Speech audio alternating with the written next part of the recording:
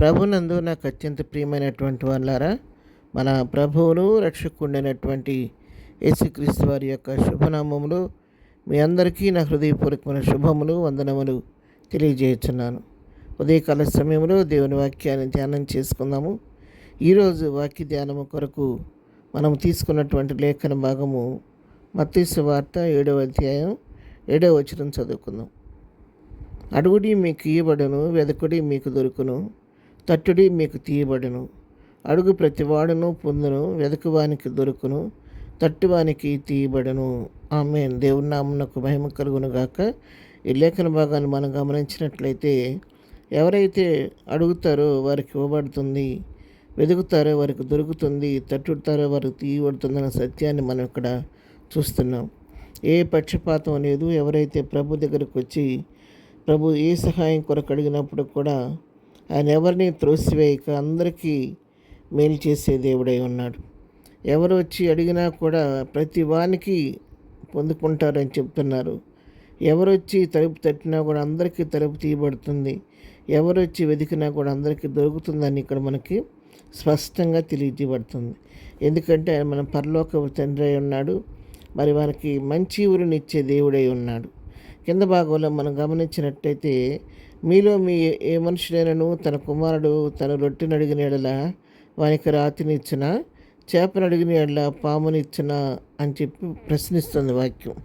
మీరు చెడ్డవారయ్యుండి మీ పిల్లలకు మంచి ఊరని ఎరిగి ఉండగా పరలోకమందున్న మీ తండ్రి తన అడుగు వారికి అంతకంటే ఎంతో నిశ్చయముగా మంచి ఊరనిచ్చును అని చెప్పి ఇక్కడ వాక్యం మనకు తెలియజేస్తుంది. ఈ లోకంలో ఉన్నటువంటి తల్లిదండ్రులు ఉన్నటువంటి వారు తమ బిడ్డలకు శ్రేష్టమైన వాటిని ఇవ్వడానికి వాళ్ళు ఎప్పుడు కూడా ఆశపడుతూ ఉంటారు. తన బిడ్డ మరి ఒక కుమారుడు తండ్రిని నాకు రొట్టె కావాలంటే ఏమిస్తాడు? ఎంత కష్టమైన పరిస్థితి అయినప్పుడు కూడా ఆ బిడ్డ అడిగినటువంటి ఆ రొట్టెను తను కొనియడానికి ప్రయత్నిస్తాడు. కానీ ఇదే రొట్టె తినమని చెప్పి రాత్రిని ఎవరు కూడా ఇవ్వరు. అదేవిధంగా బిడ్డ చేప అడిగాడు అనుకోండి, చేపనే కొనిస్తాడు. కానీ ఆ చేపకు బదులుగా ఏదో ఒకటి ఇచ్చి పాముని ఇచ్చి ఇదే చేప తినమని చెప్పి ఏ తండ్రి కూడా తన బిడ్డను మోసం చేయడానికి ప్రయత్నం చేయడు. అదే సత్యాన్ని ఇక్కడ చెప్తూ ఉన్నాడు. మీరు ఆ విధంగా మీరు స్వభావరీత్యా మీరు చెడ్డవారైనప్పుడు కూడా మీ బిడ్డలకు ఇచ్చే విషయంలో మంచి ఊరిని ఇవ్వాలని మీరు ఎంతో ఆశపడి మీరు ఇవ్వటానికి మీరు ఎరిగి ఉన్నారు కదా. మీరే మానవ మాత్రాన్ని మీరే మీ పిల్లల విషయంలో ఎంత శ్రద్ధ వహించి వాళ్ళకి కావలసి అనుగ్రహిస్తూ ఉంటే మరి మీ పరలోక తండ్రి నేను నా బిడ్డలైనటువంటి మీకు నేను ఇవ్వకుండా ఉంటానా? మీరు అడిగినప్పుడు నేను మౌనంగా ఉంటానా అని దేవుని వాక్యం మనల్ని ప్రశ్నిస్తూ ఉంది.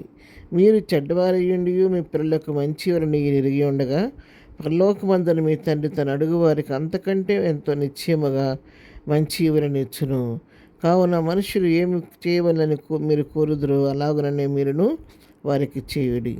మీరు చెడ్డవారయ్యుండి కూడా మీ పిల్లలకు మంచి ఇవ్వని ఉండడానికి ప్రయత్నిస్తుంటే పరలోకమందున మీ తండ్రి నేను మీరు మాటికి నన్ను అడుగుతున్నప్పుడు నేను మరి నిశ్చయంగా మీకు కావలసి ఇస్తానని చెప్పి ఇక్కడ వాక్యం ద్వారా మనకు దేవుడు తెలియజేస్తున్నాం. అవును ప్రియారా, మన దేవుడు నమ్మదగిన వాడు, ప్రేమ కలిగిన దేవుడు, జాలి కలిగిన దేవుడు, దయగలిగిన దేవుడు, కరుణా సంపన్నుడు, కృపాసత్య సంపూర్ణుడు. ఆయన తన యొద్దకు వచ్చే వారిని ఎవరిని త్రోసివేసే దేవుడు కాదు.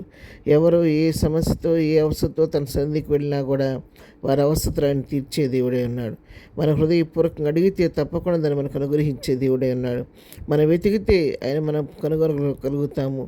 మనం తట్టినప్పుడు తప్పకుండా మన కొరకు ఆయన తలుపు తీసే దేవుడై ఉన్నాడు. ఆయన ఎన్నడూ కూడా ఎవరిని త్రోసివేయకుండా అందరి విషయంలో పక్షపాతం లేకుండా మేలు చేయటానికి సంసిద్ధులైనటువంటి పరలోకపు తండ్రి మన దేవుడు. ఉదయకాలం వాక్యం ఇటువంటి నీతో నాతో ప్రభు మాట్లాడుతున్నాడు.